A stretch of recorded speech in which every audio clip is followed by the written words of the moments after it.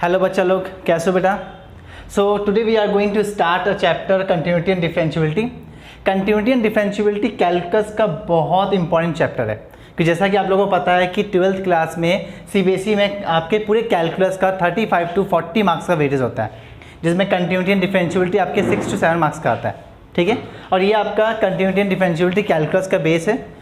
जैसे ही आपको ये समझ में आएगा, आप डिफरेंशिएशन कर पाओगे, इंटीग्रेशन कर पाओगे और आगे डिफरेंशियल इक्वेशन कर पाओगे।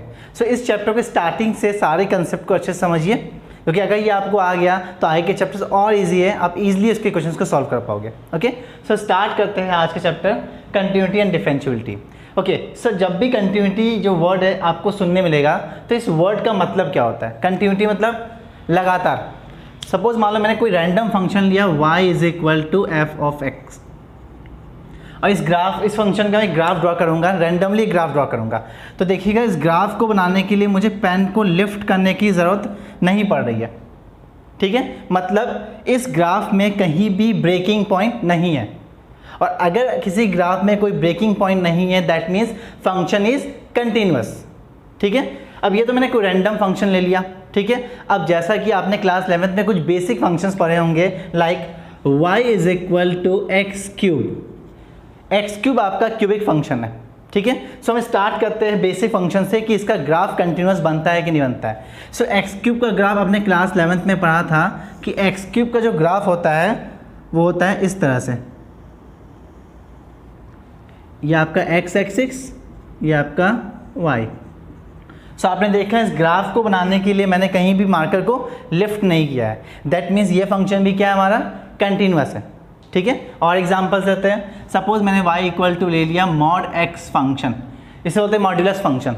सो मॉड्यूलस फंक्शन का ग्राफ ड्रॉ करके देते हैं। सो मॉड्यूलस फंक्शन का जो ग्राफ होता है वो ग्राफ होता है इस तरह से। ओके, सो ये जो फंक्शन आप देख रहे होंगे कि मैंने -∞ से +∞ तक के ग्राफ को ड्रॉ किया, और इसके ग्राफ को ड्रॉ करने के लिए मुझे मार्कर को लिफ्ट करने की ज़रूरत नहीं पड़ी, कंटिन्यूअस ग्राफ बन रहा है। तो ऐसे फंक्शन को हम क्या बोलते हैं, कंटिन्यूअस। ठीक है, सो बेसिक फंक्शन की कंटिन्यूटी हम ग्राफ के थ्रू समझ आते हैं, लेकिन कुछ एडवांस फंक्शंस है जो कॉम्प्लेक्स फंक्शंस है जिनकी कंटिन्यूटी को चेक करने के लिए हमें थियोरेटिकल कॉन्सेप्ट को पढ़ना पड़ेगा। ठीक है, सो थियोरेटिकल कॉन्सेप्ट पे मूव करने से पहले मैं आपको ज्योमेट्रिकल एक्सपेक्ट देना चाहता हूँ कि कंटिन्यूटी का ज्योमेट्रिकल मीनिंग क्या होता है। ओके, सो जैसा कि आप देख रहे हो एक फंक्शन है रैंडम, मैंने एफ ऑफ एक्स कोई भी एक रैंडम फंक्शन ले लिया। ठीक है, ये मैं डिफरेंट पॉइंट से x equal to A, x equal to B, x equal to C, x equal to D and x equal to E, मैंने इसके ग्राफ को ड्रॉ किया।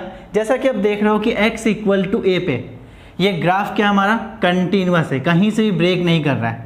तो हम क्या बोलेंगे कि x इक्वल टू ए पे ये फंक्शन क्या है, कंटिन्यूअस है। तो यहाँ बोल सकते हैं ये फंक्शन क्या है हमारा, कंटिन्यूअस। ओके, नाउ मूव करते हैं x equal to b point पे। x equal to b point पे जैसे ही मैं लेफ्ट हैंड साइड से राइट हैंड साइड में मूव कर रहा हूँ तो ग्राफ क्या है हमारा, कंटिन्यूअस है।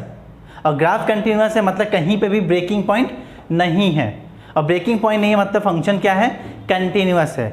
लेकिन यहाँ पे आप एक बात नोटिस करना, यहाँ पे आपका इस पॉइंट पे शार्प एंडिंग है, और जिस फंक्शन के ग्राफ में शार्प एंडिंग होता है वो फंक्शन हमारा डिफरेंशिएबल नहीं होता है। यहाँ पे ये कंसेप्ट आ गया डिफरेंशिएबिलिटी का। वैसे मैं डिफरेंशिएबिलिटी पे आपका एक नेक्स्ट वीडियो बनाऊंगा जिसमें इसके और कंसेप्ट के हम पढ़ेंगे। ठीक है, ये टॉपिक आपका कंटिन्यूटी से रिलेटेड है, इसलिए थोड़ा सा मैं आपको यहाँ पे इससे रूबरू करा रहा हूँ आपको। ओके, सो इस पॉइंट पे क्या हमारा शार्प एंडिंग है, तो जिस पॉइंट पे कर्व के जिस पॉइंट पे हमारा शार्प एंडिंग होगा हम क्या बोलेंगे, फंक्शन वहाँ पे डिफरेंशिएबल नहीं है, मतलब उस फंक्शन का डिफरेंशिएशन एग्जिस्ट नहीं करता है। ओके, सो इस पॉइंट पे हम बोलेंगे फंक्शन कंटिन्यूअस है but not differentiable.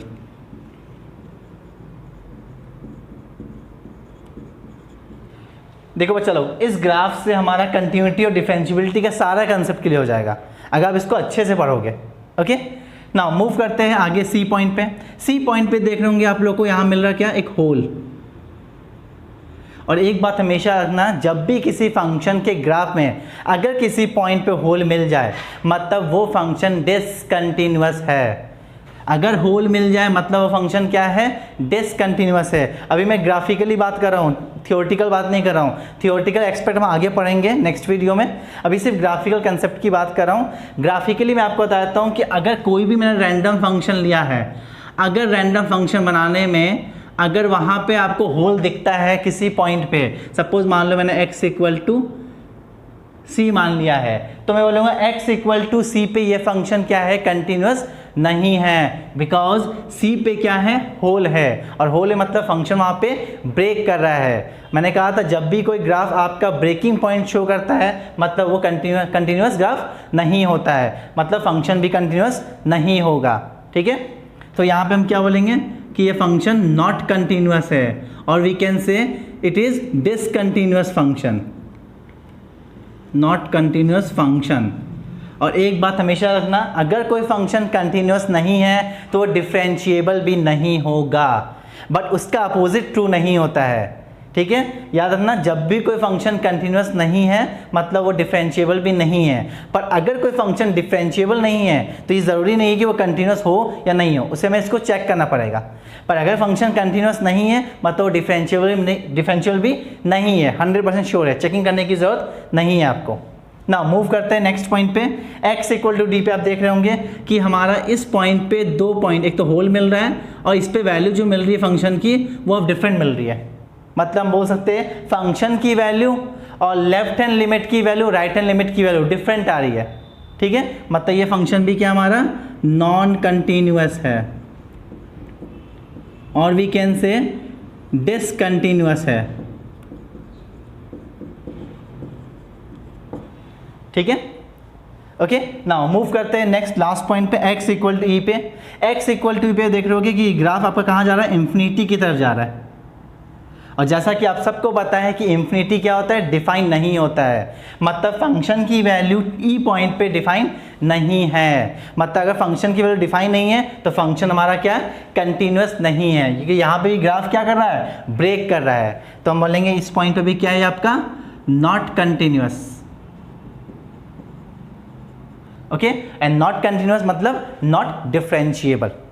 Okay, so I think आपको इस ग्राफ से पूरा आइडिया होगा कि x equal to A, x equal to B, x equal to C, x equal to D और x इक्वल टू ई किस किस पॉइंट पे ग्राफ कंटिन्यूअस होता है, किस किस पॉइंट पे नॉन कंटिन्यूअस होता है या नॉन डिफरेंशिएबल होता है। ओके, सो आई होप आप लोग को ये वीडियो समझ में आ गया होगा।